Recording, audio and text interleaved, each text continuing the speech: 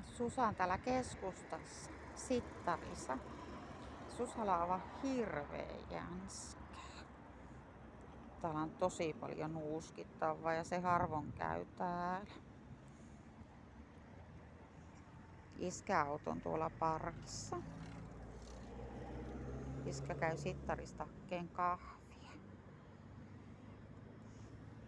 Susa on aivan elementissä.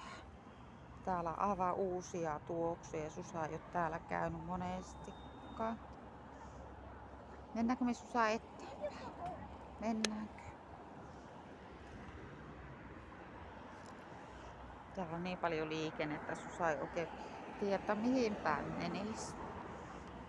Tämä Susa 5. lenkki tänään. Susa on nyt hirveän energisenä juoksuaikaa. Nyt on kyllä ihan tapiinoissaan koko tyttö. Nyt ei saa Susan nassukuvaa, kun mä en kerkiä edes kiilata tuonne eteen, kun Susalla on niin hirviää kiire. No niin, hauskaa viikonloppua sinne.